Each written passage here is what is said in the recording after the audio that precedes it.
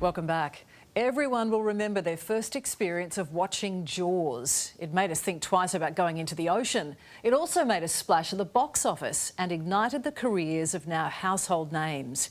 But 50 years on, it's the theme song that still sends a shiver down your spine.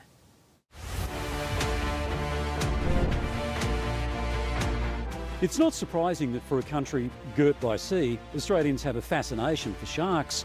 Every golfer wanted to be half as good as the great white shark. So revered is Shark Bay in WA, it's heritage listed. And we had a rugby league loving Prime Minister who was the Sharks' #1 ticket holder. But ask any Aussie their most vivid shark memory, and chances are it's neither scenic or sporting. More Spielberg. On June 20, 1975, moviegoers in their droves queued for the film that would change our cinematic cravings and indeed our trips to the beach forever. The poster alone was enough to send shivers through swimmers and surfers alike, but there was no one more apprehensive than Steven Spielberg himself. The rookie director was plagued by self-doubts while making the movie, as he openly discusses in a soon-to-be-released documentary to mark the 50-year anniversary. When the film wrapped, I had a full-blown panic attack. Spielberg could never have imagined the success of Jaws, and that success would grow with each year, not least here in Australia. Oh, I was a shark kid. I watched Jaws when I was 8 and had like a bowl of popcorn on the floor. And then when the shark came out of the water, I came off the floor and knocked over the popcorn and ran up to my room. Dr. Chris Pepper-Neff has held a lifelong fascination with sharks.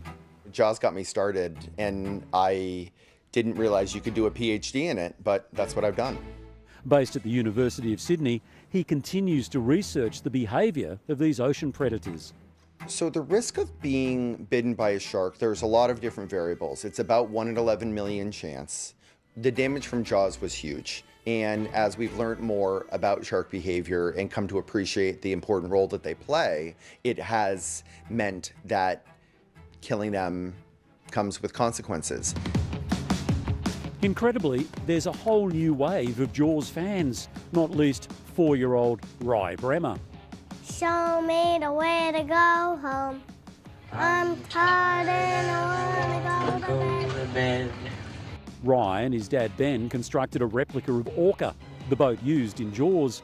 But then they ended up it not being big enough, and then the shark ripped it apart. And if you happen to be a little rusty when it comes to the storyline, well, this young bloke can help you out. And he said, we're going to need a bigger boat. Then it was ripping the cage, and then Brody got the gas bottle. He chucked it into the shark's mouth. Then he said, "Smile, you sava." Smile, you son of a... It's still hard to believe that this terrifying beast was mechanical, and that in itself posed problems for Spielberg and his crew. The film was 100 days behind schedule, and 80% of the time the shark didn't work. Also celebrating the 50-year anniversary of the movie, symphony orchestras around the world, including Melbourne and Sydney. And it's here that the usually underrated tuba comes into its own. Yes, it all comes flooding back, doesn't it? The terror, the gore. It's clear we love to be frightened. There's new screenings of the original movie right around Australia to celebrate 50 years, not to mention high demand on streaming services. But who needs to watch the movie again when you've got the movie's littlest, biggest fan? I think I'm gonna need a bigger boat. Yeah, still one of the classics. Coming up, the dangers of putting one